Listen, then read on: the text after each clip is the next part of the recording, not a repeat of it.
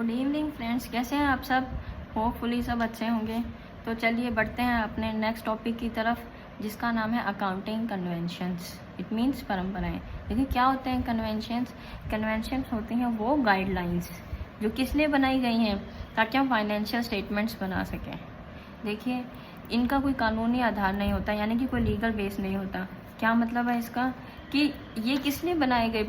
जब बहुत अकाउंटेंट्स जब अकाउंटिंग करते थे तब उन्हें लगा कि अकाउंटिंग करते वक्त किन किन चीज़ों को ध्यान में रखना चाहिए। उस वक्त उन्होंने कुछ गाइडलाइंस दे दी और उसे हम क्या कहते हैं, कन्वेंशंस। ठीक है, तो सबसे पहले क्या कौन सी कन्वेंशन है, convention of full disclosure. Hindi में से क्या कहते हैं, पूर्ण प्रकटीकरण की अवधारणा। इसका क्या मतलब होता है, देखो जैसा एज अ नेम सजेस्ट, जैसे नाम से पता चल रहा है, फुल डिस्क्लोज करो यानी पूर्ण प्रकट करो जो भी चीज़ है। यानी देखो इसके दो मीनिंग है। क्या कि एक तो जो भी इंफॉर्मेशन हो वो क्या हो, कंप्लीट हो यानी कि फुल हो, और वो इंफॉर्मेशन क्या होनी चाहिए, इम्पोर्टेंट। कहने का मतलब है कि जितनी भी इम्पोर्टेंट इंफॉर्मेशन है, जो भी ज़रूरी चीज़ें हैं, वो सब डिस्क्लोज करनी है, ज़रूरी है। और डिस्क्लोज भी ऐसे नहीं थोड़ी बहुत कर दी, आधी इन्फॉर्मेशन रहने दी, नहीं, कि जो इन्फॉर्मेशन है वो फुल यानी कंप्लीट पूरी इन्फॉर्मेशन आपको डिस्क्लोज करनी है। जैसे कि आप यूँ देख लीजिए कि आपने बिल्डिंग की वैल्यू दिखा दी बैलेंस शीट में कितने की है, ठीक है, लेकिन अगर आप बिल्डिंग की वैल्यूएशन दिखा रहे हो तो नीचे नोट्स टू अकाउंट्स में यानी नीचे फुटनोट में आप ये भी बताओ कि इसका वैल्यूएशन कैसे किया गया है। वैल्यूएशन मतलब कि डेप्रिसिएशन कैसे लगाया गया है, कौन सा मेथड डेप्रिसिएशन का यूज़ किया गया है, यानी कि कंप्लीट इन्फॉर्मेशन दी जाए किसी भी चीज़ के बारे में। ठीक है, और देखिए इसी कन्वेंशन की वजह से हम क्या करते हैं, नीचे नोट्स टू अकाउंट में कंटीजेंट लायबिलिटी दिखाते हैं। कंटीजेंट लायबिलिटी मतलब संदिग्ध दायित्व।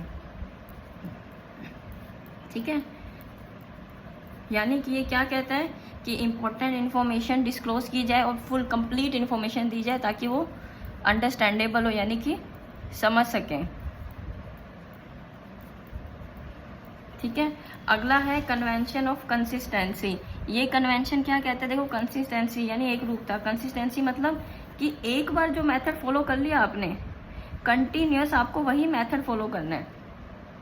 कहने का मतलब है कि आपने एक साल तो आप क्या कर रहे हो, डेप्रिसिएशन लगा रहे हो रिटर्न डाउन वैल्यू मेथड से, ठीक है, और अगले साल भी अगर आप डेप्रिसिएशन लगाओ तो रिटर्न डाउन वैल्यू मेथड ही यूज़ करो, यानी कि सेम मेथड्स अपनाइए किसी भी चीज़ के लिए।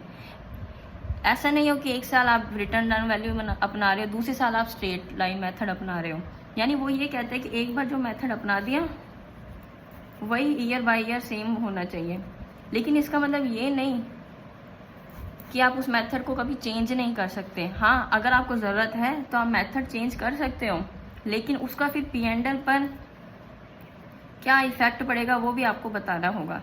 देखो ये किस लिए ज़रूरी है, ताकि अगर सेम मेथड रहेगा तो हम क्या होगा, लास्ट ईयर के अकाउंट्स को इस साल के अकाउंट से या फाइनेंशियल पोजीशन से कंपेयर कर सकेंगे और किसी एनालाइज कर सकेंगे और किसी रिजल्ट पर पहुंच सकेंगे।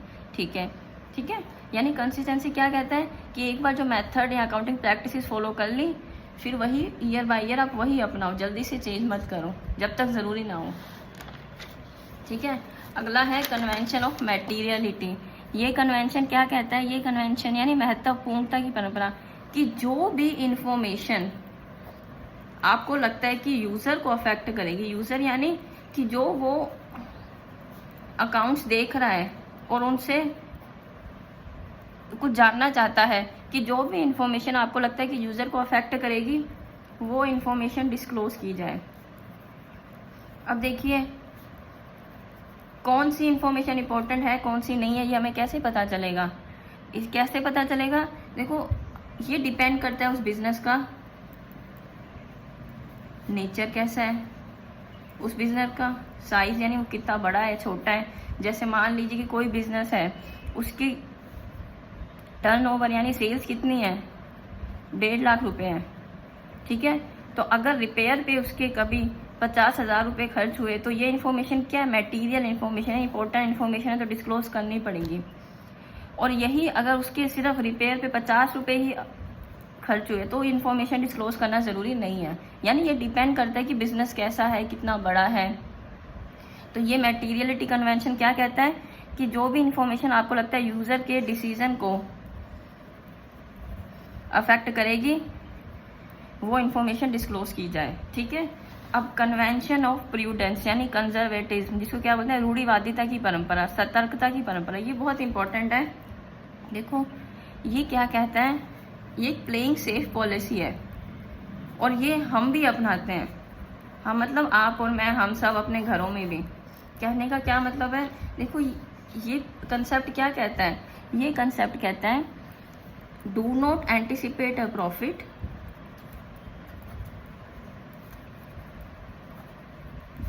But provide for all losses. कहने का क्या मतलब है, ये कंसेप्ट कहता है कि अगर आपको पता है कि फ्यूचर में आपको कोई नुकसान हो सकता है, कोई लॉस हो सकता है, कोई हानि हो सकती है, तो उसके लिए आप पहले से ही प्रोविज़न बना लीजिए। प्रोविज़न बना लीजिए यानी कि उस नुकसान के लिए आप पहले से ही तैयारी कर लीजिए, ताकि टाइम आने पर जब वो नुकसान हो तो आप उसकी भरपाई कर सको। ठीक है। और उसी तरीके से ये कन्वेंशन और क्या कहता है कि अगर आपको पता है फ्यूचर में आपको कोई प्रॉफिट होगा, तो आप क्या कीजिए, उसको पहले ही मत दिखाइए कि वो प्रॉफिट हो चुका है, ये मत मानिए। यानी ये कहता है कि अगर लॉस का, अगर आपको आइडिया है कि आगे लॉस होगा, तो उसके लिए तो आप पहले से प्रिपेयर हो जाइए। लेकिन आपको लगता है फ्यूचर में कोई प्रॉफिट होगा, तो ऐसा सोचिए कि वो प्रॉफिट हो ही नहीं रहा है। यानी जब तक एक्चुअल में प्रॉफिट ना हो जाए, आप बुक्स में वो प्रॉफिट नहीं दिखाएं। देखिए ये हम भी करते हैं अपने घरों में। अगर हमें पता है कि आगे कोई फंक्शन है, कोई खर्चा होने वाला है, तो हम क्या करते हैं, पहले से उसकी तैयारी करके रखते हैं, पहले से ही सब चीज़ें मैनेज करके रखते हैं। तो ये वही चीज़ हो गई। ठीक है। इसको हम क्या कहते हैं, रूढ़िवादिता की परंपरा। इसी कन्वेंशन की वजह से हम क्या करते हैं, देखिए इसके एग्जांपल्स हैं कि हम अकाउंट्स में क्या करते हैं, स्टॉक का वैल्यूएशन किस पे करते हैं, मार्केट प्राइस और कॉस्ट प्राइस में से जो कम हो। किस लिए, ताकि हम पहले से ही सोच के चलें कि ठीक है इतना नुकसान तो हो गया, है ना। और इसी की वजह से हम प्रोविजंस बनाते हैं, जैसे बैड डेट्स या डिस्काउंट ऑन डेटर्स। इसी कन्वेंशन की वजह से हम क्या करते हैं, इंश्योरेंस पॉलिसी को उसके सरेंडर मूल्य, समर्पण मूल्य पर दिखाते हैं, ना कि जो हमने मूल्य पे किया है। इन्वेस्टमेंट्स के क्या होता है, उतार चढ़ाव के लिए भी हम क्या बनाते हैं, फंड बनाते हैं। इंटेंजिबल एसेट्स को हम पहले ही राइट ऑफ करना शुरू कर देते हैं। और इसी वजह से हम क्या करते हैं, return down value method use करते हैं डेप्रिसिएशन में, स्ट्रेट लाइन मेथड की जगह। ठीक है। एक बार रिवाइज कर लेते हैं फटाफट। सबसे पहले आता है कन्वेंशन ऑफ फुल डिस्क्लोजर। ये मेथड क्या कहता है, कन्वेंशन कि जो भी इंफॉर्मेशन इंपॉर्टेंट है वो डिस्क्लोज की जाए, और इन्फॉर्मेशन कैसी होनी चाहिए, फुल यानी कंप्लीट होनी चाहिए, ताकि वो समझी जा सके।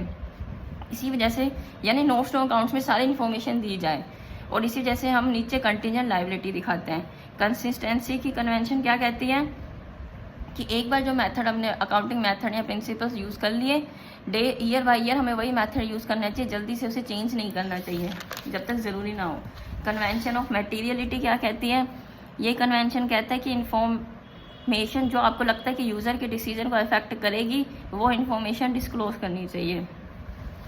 कन्वेंशन ऑफ प्रूडेंस या कंजर्वेटिज्म क्या कहता है कि अगर आपको लगता है कि आपको और कोई नुकसान होगा फ्यूचर में, तो उसके लिए पहले से ही प्रावधान कर लेना चाहिए। कहने का मतलब क्या है, उसके लिए पहले से प्रोविज़न बना लो, यानी पहले से तैयारी कर लेनी चाहिए।